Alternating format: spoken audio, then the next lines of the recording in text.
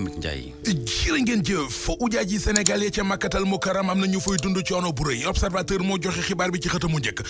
bil yéenekaay bi étape bu Mina bi tar na lool ci ñoom coono ba ma nga ci hébergement ba ma nga ci seen restauration ba mu di seenu lekk ma nga ca wàllu transport ba boole ci kit dañ leen a forcé yóbbu leen Arafat te seen heure jotul ñu bari ci ñoom ñoo ngi wax ci yéenekaay bi da ñàkkoon fu ñu dal tax na ci mbeddi Mina yer lañ doon taxawàllu bëccëgu démb gi yëpp ci digg naaj wu tàng jër as ceeb su tuuti la ñu tibb defal leen ko ci barket tegal leen ci aw dogu yàpp ngir ñu añe ko reer bi ñu ne bañ leen koy jox boobu fekk na 11 heures ci guddi weesu na fruit ya fa am nag nañ koy jote ne la ko yàlla nëbbu ndax ñaari ujaaj yu ci nekk benn fruit lañ leen di séddale mujj gi ci miskit mi ak ci beñe bi lañu ko kaal ngir mën a am luñ def ci seen biir ci biir yéenekaay bi di l'Observateur kàddu ñaxtu yu bàyyee ko ci ujaaj yi ñu di fa xam le ne xiif nañu fa mar nañu fa aji Màkka ak ren gi ak la fa xew bokk na ci xibaar bu tiis bi ci Vox Populi mu di ñetti doomi Sénégal yoo xam ne foofee ca Màkka fa la ñu faatoo fot tàggalewul mbaam ak i noppam ku ko weddi xoolal li ñu suur suwaane moo xew démb ci Assemblée nationale jëf yi xale dëgg journal bi nee nañu moom la fa député yi nekke woon ne bu ñu waree door session bi ca la amee ay député yu opposition bi yu jóg dem songe prétoire ba ne kenn du fa wax seen naataangooy député yi ñu jàppoon keroog dimanche ca cité kër góor gi ñoom lañ doon sàkk ñu libéré leen yéenekaay bi nañu ca la coow la jollee saagante yi takarnaase waxante yu ñaaw li mel ni tulleeg male ci biir Assemblée nationale bi député yi majorité bi ak député yi ci opposition bi ku ci nekk ci ñoom nàkk sab kurpañteye taxaw bëgg a soppi Assemblée nationale bi ab arène Sud Quotidien gis ne la xewoon keroog ci cité kër góor gi ba leader yu Yewwi Askan Wi ne dañuy dem yeewi ju Ousmane Sonko tëbal blocus ba fa am ba taxoon ñu jàpp ci ay député loolee la député yu Yewwi Askan Wi doon yeggale ci Assemblée nationale Sud Quotidien dem ci ba dañuy xibaar ne député yi ñu jàppoon keroog dimanche ci buntu kër Ousmane Sonko ginnaaw 24 heures yi ñu def commissariat central mujj nañu leen a libéré journal Les Échos di ñu ko dëggalal ci xëtamu njëkk Samba Dang Bakary Diédhiou Alphonse Samb ak Cheikh Thioro Mbacké di ay député yu parti Pastef mujj nañ leen a libéré bàyyi nañu leen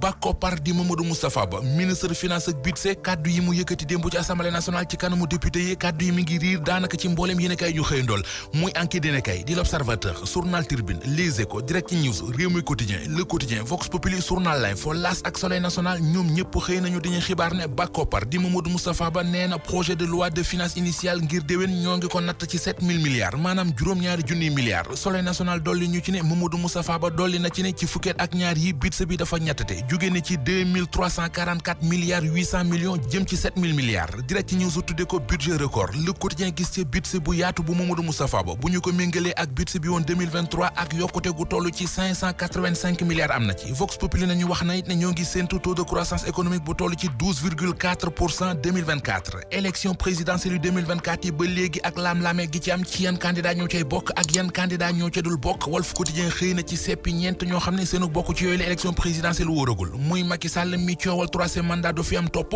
Ousmane Sonko mi kenn xamagul fan lay mujjee ak yoon ak Khalifa Ababacar Sall ak Karim Wade yi seeni mbir leeragul li leer ba leer journal Tribune nee nañu moo di ab confrontation dig bëjoo ci diggante Macky Sall ak opposition bi mënut a ñàkk te waxi troisième mandat bi Macky Sall di ruumandaan nag moo nar a xambu taal bi ñu tourné dem ci sunu lambu xooli fa ndénkaane yu daw yaram yi fa Gaston Mbengue xëy def yëral xët mu njëkk yéenekaay bi Gaston Mbengue nee na ci comment ca la ne woon yaakaaroon na ne dafay paralysé yàlla moo ko dimbale ndax toog na juróomi weer yoo xam ne mënut a dox le Don King de l'arène di Gaston Mbengue tëje ay waxam ci ne dafa mooy waaye malaakal mawti jàppoon na ci loxoom ba pare jëmoon ak moom yowmal xiyam